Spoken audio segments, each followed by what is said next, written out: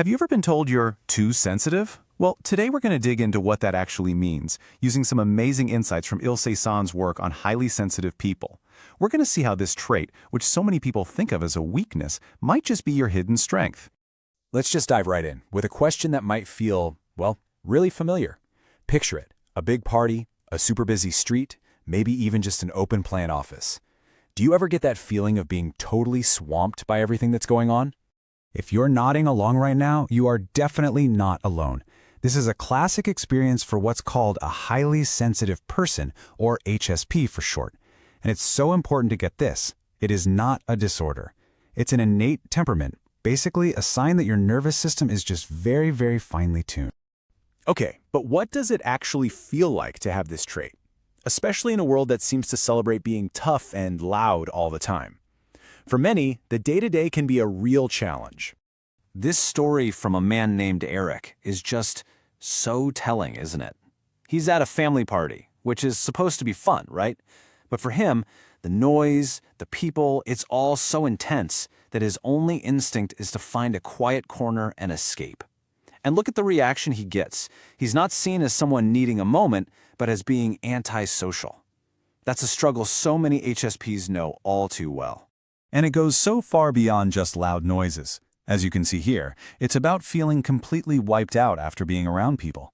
It's about walking into a room and feeling the mood of others, almost like it's your own. It can also be about holding yourself to these impossibly high standards. For so many, it adds up to a whole life of feeling different and hearing that same old line, "You're just being too sensitive." And all of this can create a really tough, painful cycle. You're trying to function in a world that's always on, so you set these sky-high expectations for yourself to fit in. But because your system is so sensitive, you inevitably hit a wall and get overwhelmed. And when that happens, it can feel like you failed, which of course takes a big hit on your self-esteem. But what if this whole way of looking at it is just wrong? What if this isn't a flaw you need to fix? This is where we get to flip the script. We're going to reframe high sensitivity, not as a burden, but as a genuine superpower. This is where the whole narrative just completely changes.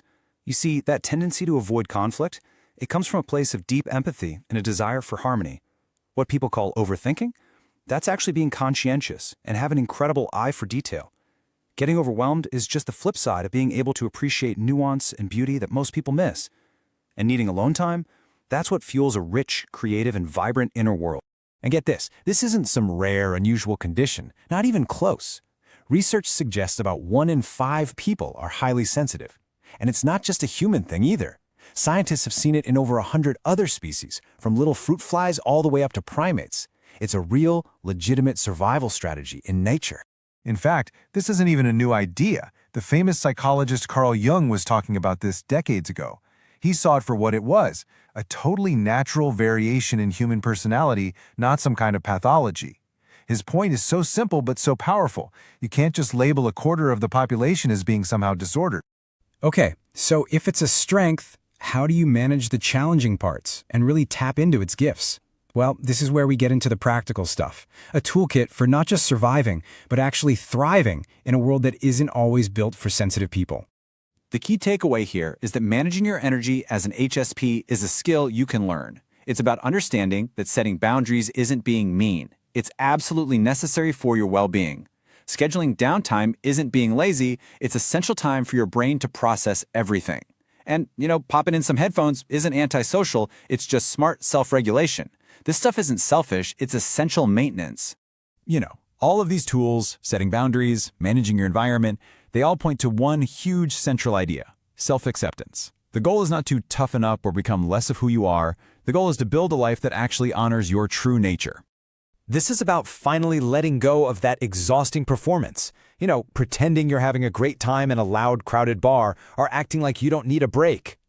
When you stop trying to squeeze into a box that was never made for you, you give people the chance to connect with the real you, the empathetic, thoughtful, and deeply creative person that you are. And that brings me to this just beautiful quote: "Allow yourself to occasionally be a free and useless soul." In our culture, which is just obsessed with productivity and being busy, giving yourself permission to just be, that is a revolutionary act of self-care. It's in those moments that people might call useless, that your sensitive system finally gets to recharge and your best ideas can come to the surface. So let's end with this question, just for you. Honoring your sensitivity doesn't mean you have to completely overhaul your life overnight.